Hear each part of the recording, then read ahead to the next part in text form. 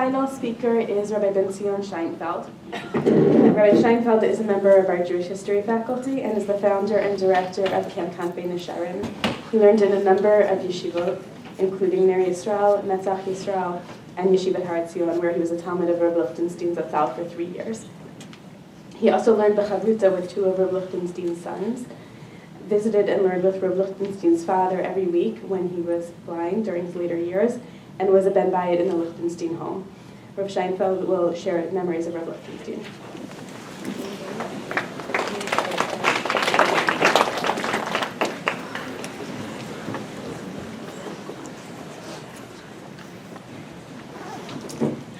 Last Monday morning at about 6 a.m., I was awakened by a phone call. My brother Hillel lives in Beit Shemesh. Told me I have some very sad news that Rabbi was nifter. He told me that the funeral was going to be the next day, 10 a.m. on Tuesday, and that if I wanted, there was a flight that I could get on that left about 1 in the afternoon from Newark, and I could make the Levaya. I thought about this scenario, and I told my brother to buy the ticket. It cost a couple of $1,000s, and I sat squished in the middle row. Even in a regular airplane, I can't fit in the middle row. My knees for 10 hours were crushed while I was traveling on the way to Israel, thinking, why exactly did I make this journey? It would have been much easier, in fact, not to have made the journey. Certainly no one would have been upset at me. This wasn't a wedding, that when I showed up I was going to hug the chassan and he was going to know that I was there. This was a funeral. The person that I was going there for was no longer alive, and in any knowable way would have no idea that I was going to be at the Levaya at all. So why did I feel compelled to go to that Levaya? I want to tell you a little bit about that and see what we can learn from that. I grew up in a modern Orthodox home in Far Rockaway, New York. And regular elementary school student. And in high school, I went to a different high school than most of my friends. They had gone to MTA, I went to Rabbi Riskin's high school. And somehow in high school, I got very focused on learning and avodas Hashem. Saul Katz was here. His brother was my best friend till 8th grade. After 8th grade, I never saw him again.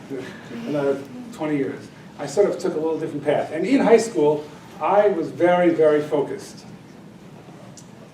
Trying to figure out how to describe that. I'll just tell you one story. So a Rabbi of mine there once told me that the Vilna Gaon, who was very into learning Torah, so one day his sister made a very long journey to come and visit the Vilna Gaon, and knocked on the Vilna Gaon's door, and the Vilna Gaon's mishares or helper answered the door and said, "1 second, I'll speak to the Rebbe and see if he'll see you." And the Vilna Gaon said to his sister, I'm busy now, but I'll see you in Olam Haba. That sounds like a ridiculous story to me actually right now, and I don't know if it ever really happened, but that was my focus and my friend's focus. We were into avodas Hashem. We like basketball also, but and when I was going to Israel, it was going to really just devote my life to this singular search for truth and Torah and closest to Hashem. I had a plan and a vision of where that search was going to end up. I grew up in a modern Orthodox world, but for some reason I thought that search was going to end up somewhere in a really Haredi yeshiva in Bnei Brak. That's where I saw and I imagined the true, unadulterated truth of Torah was practiced. It wasn't compromised and modernized, and that was my vision for my life. I was just going to make one quick stop on the way. And that quick stop was in Gush, because my father, Al Shalom, was Rav Lichtenstein's Chavrusa. My Rebbe in high school always talked about Rav Lichtenstein's Torah. And I said, okay, I'm going to make a quick 1-year stop and then find the real truth that I was seeking while I captured all that this modern world had to offer me. The problem was no one had prepared me for my encounter with Rav Lichtenstein. His personality altered the landscape of my dreams, It changed the focus of my avodas Hashem. No one warned me that the compelling truth of this unassuming man would reorient my soul in a manner that would inform and influence just about every decision I would ever make. I went on the plane for an intellectual reason. I thought I should go. While I was on the plane, that became very emotional. I got off the plane, and I felt I needed to be at that funeral to acknowledge to Rav Lichtenstein and to myself the amazing debt I owed to this man who had forever changed my life. I was going to visit the place of truth of my being and to tell Rav Aaron that everything changed and was touched by his soul.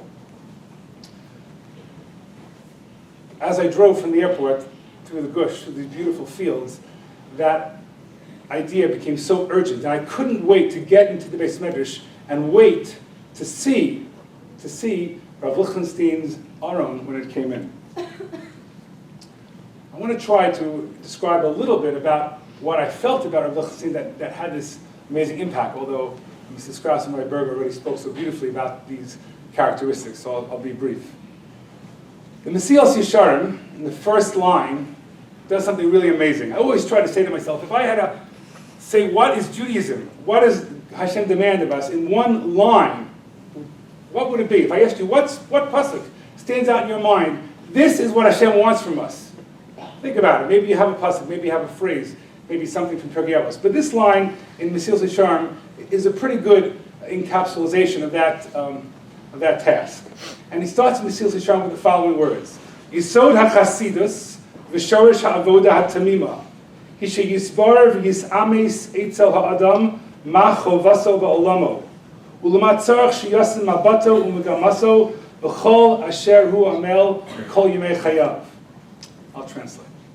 The foundation of saintliness and the root of perfection in the service of God lies in a man, or a woman, coming to see clearly and to recognize as a truth the nature of his or her duty in this world and the end towards which he should direct his vision and his aspiration in all of his labors, all the days of his life. If I had to say one thing about Rav Lichtenstein, and I have met many more right-wing Gedolim and more right-wing rabbis, and I certainly respect them dearly, I have never met somebody whose every moment of his life was focused on what his task is to the Ribono Shel Olam. Every second, whether learning or midos, it was like the rest of the world just didn't get it. They were focused on some ephemeral screen in front of them when Rav Lichtenstein knew about eternity, and he knew about it every single moment. It's funny, we speak about Rav Lichtenstein as somebody who is modern Orthodox, which often applies moderation and compromise, and of course, those were certainly admirable character traits of Rav Lichtenstein. But to be honest with you, Rav Lichtenstein was extreme. He was the most extreme person I have ever met. He was extreme in that every second of his life was focused on his task in this world, on the finite time he had to do it, and the goals he had to reach. It says in Pirkei Avos, "Im lamadta Torah harbe al tachzik tova la'atzmecha ki lekach notzarta." If you learned a lot of Torah, don't really pat yourself on the back, because that's why you were created.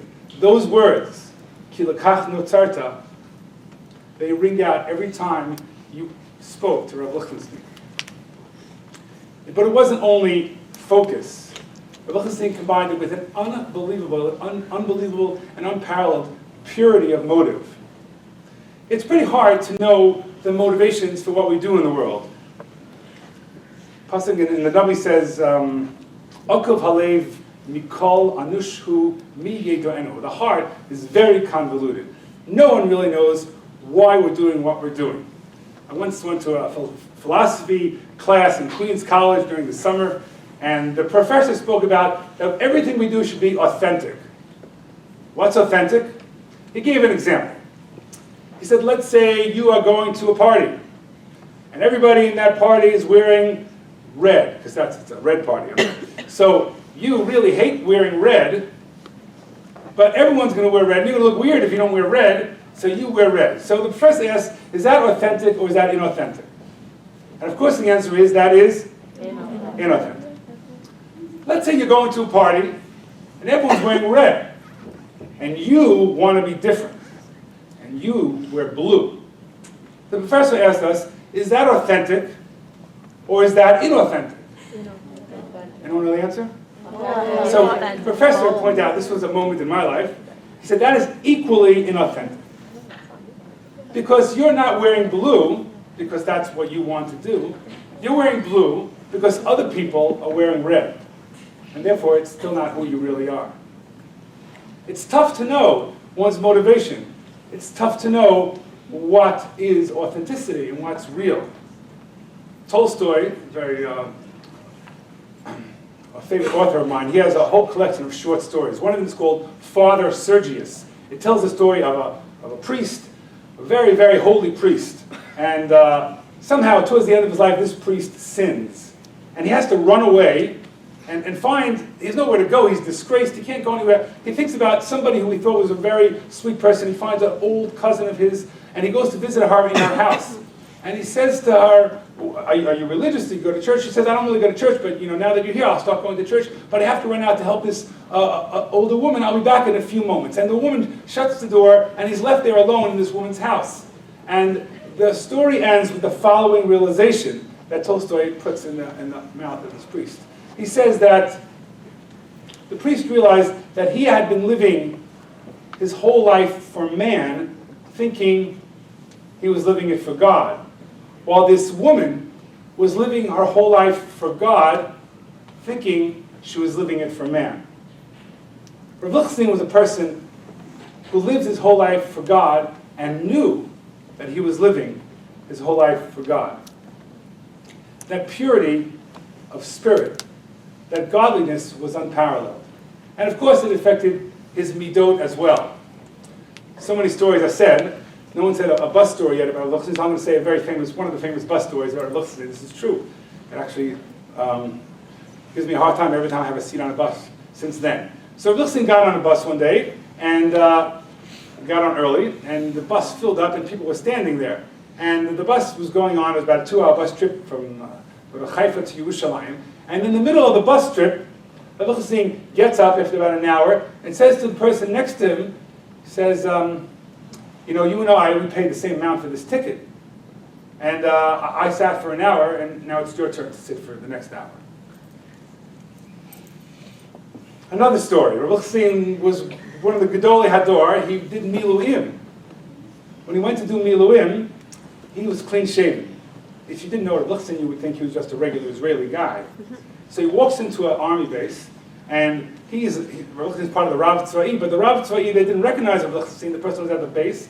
The Rav Tzva'i tells Rav Lichtenstein, okay, you have from Miluim, go clean the kitchen. Lichtenstein said, okay. And he spent the next 2 days cleaning the kitchen with everybody else there. No one knew it was Rav Lichtenstein. It was a purity of spirit, a sincerity that had no care about kavod. There's an amazing Rambam. The Rambam talks about the mitzvah of taking revenge. What's it called in Hebrew? Nekama, right? So the Torah says you can't take revenge, right? Not only can't you take revenge, but you can't even hold a grudge. What's that called? Natira, right? Okay, that's a pretty big demand, right? The Torah says if you go up to somebody and you say, I want to borrow your hammer, and they say, no way. And the next day, they come to your house. I can't imagine who would do this. But someone who didn't let you borrow his hammer comes to your house the next day and says, I want to borrow your hammer. So the Torah says, you have to lend him your hammer. And not only that, you can't even say to him, right, yesterday you didn't lend me the hammer, but I'm doing this anyway. That's called, not lending the hammer is called the kama. Lending it and saying something is called natira.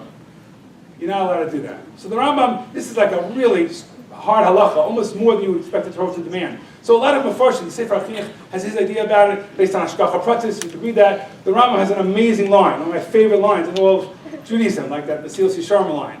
And the Rambam says, Shakol Eitzel HaMevinim Hevelhu Ve'ein Ra'oi Lehinokim Aleim. It means that all these little slights for Mevinim, for people who understand why we're on this earth, all those little slights are so nothing that it's below you to even think of taking Nekama or Netira. I've never met a person who embodies that mantra as much as Rav Lichtenstein, whose whole vision was one of godliness and a Kadosh Baruch Hu. You know, his daughter Esti, there was an unbelievable, I was at the Levaya, and he has 6 children, and they each spoke. And they each spoke so poetically. It was just unbelievably beautiful. But Esti said something that stood out in my mind, perhaps more than anything else. She spoke about that Rav Lichtenstein was on the way, a year and a half ago. He was very, very sick. He was on the way to the hospital in an ambulance, thinking he was about to die. And in this ambulance,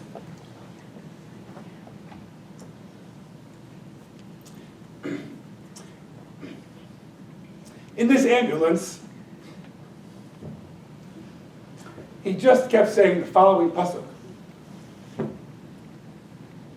B'yadcha afkid ruchi, padisa osi, Hashem kel emet. I don't think I have to translate. B'yadcha afkid ruchi, padisa osi, Hashem kel emet.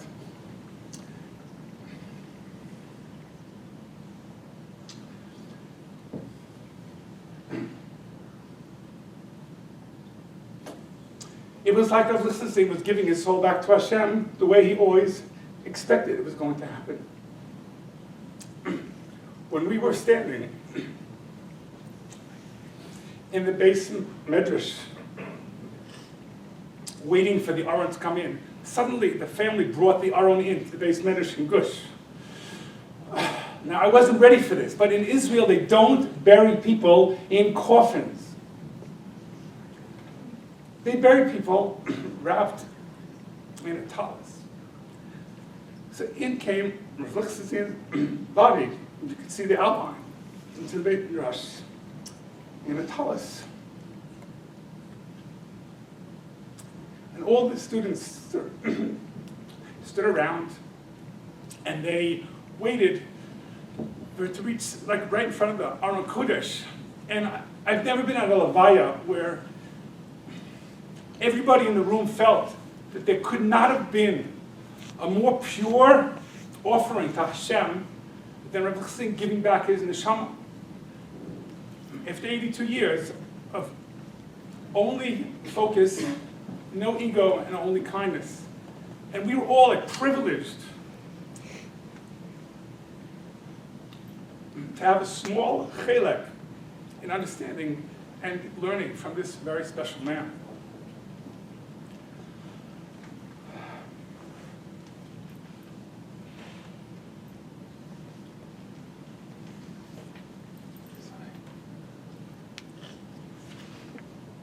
We already heard about Rav Lichtenstein's breadth of vision, how his English literature was part of his vision of Torah, and that his Torah knowledge merged the Rambam's Moreh Nevuchim with the Rambam's Mishnah Torah, and there was such a sense of learning from this man that besides the purity and the focus, you felt that when you were learning Torah, you were getting everything. You weren't missing anything. That whatever you would have thought of, he knew. Whatever you would have read in English literature, whatever perspective, he knew. It was such an amazing sense. The excitement I felt every single time Rav Lichtenstein got up to give a Sikha Friday night.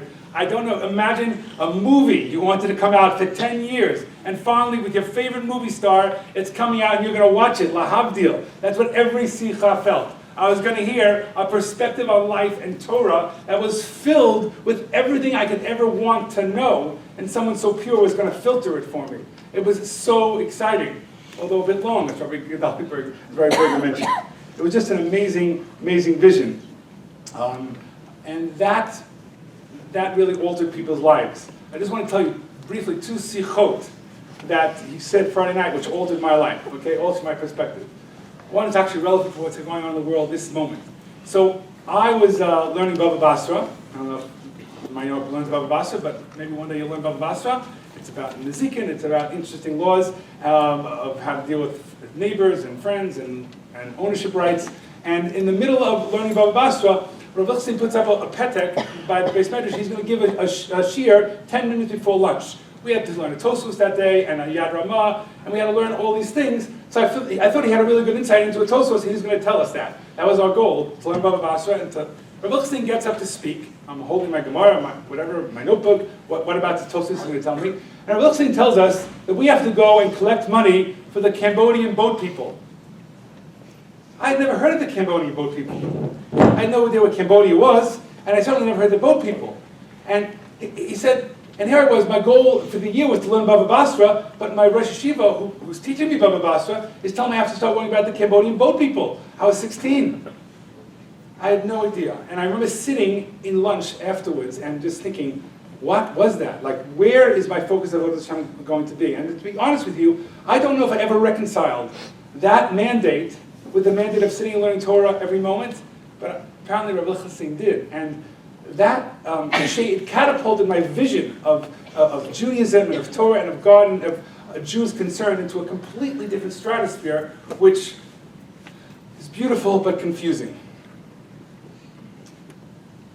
I thought of it just recently because there was an earthquake in Nepal, besides the boat people in Libya, which is complicated, but probably less complicated is the people in Nepal, and Rabbi Lichtenstein would have wanted us to think about that also besides learning Torah, and it was like the Cambodian people I didn't know about, now I'm more aware of the world.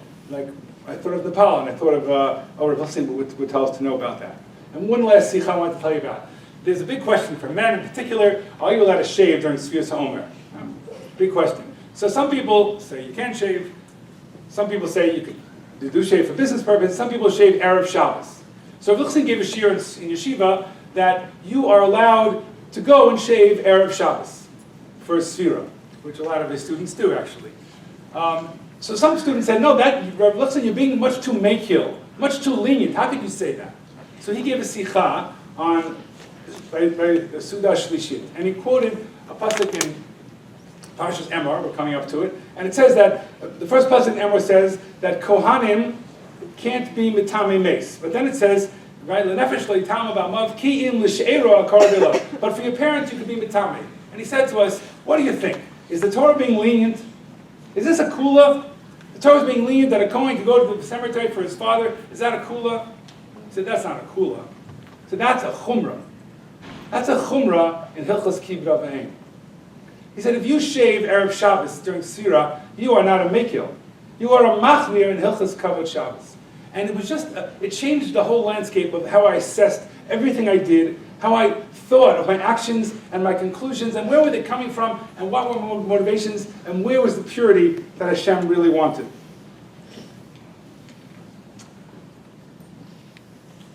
Just to end, when at the Levaya, I thought, if you ask me why did I have to go on that airplane, why did I have to go to the Levaya? Because I had to acknowledge to my dearest Rabbi, Rabbi Lichtenstein, the impact he had. And if I could be there during the last moments that he was with this world, I had to be there. And I had to say to him, Rabbi, thank you.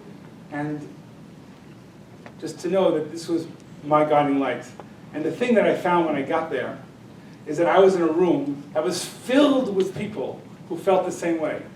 This was the first Levaya I ever went to, where not only did the relatives of Lichtenstein tear kriya, but every single Talmud or older Talmud in that room tore kriya. I walked into the room and you had 100 to 200 people who ripped their clothes because not only their Torah teacher, but their entire perspective, the person who formed their perspective in life, was niftar, and they had to rip their shirt to say, we are broken and we owe everything to Rav Lichtenstein. As I mentioned, we felt that we were bringing to HaKadosh Baruch Hu the most pure carbon that we could ever bring. So my bracha to you as a tribute to Rav Lichtenstein is that, first of all, you all have an amazing amount of truth in your heart. If you never try to uncover that truth, you'll never be impacted by a teacher the way you can be. So take your years, your high school years, and find out what that truth is. Even if it's different than where your friends are. Go where your neshama, where your soul could take you, and follow that truth. And then find a teacher who has a beautiful way of expressing that, and appreciate them for who they are.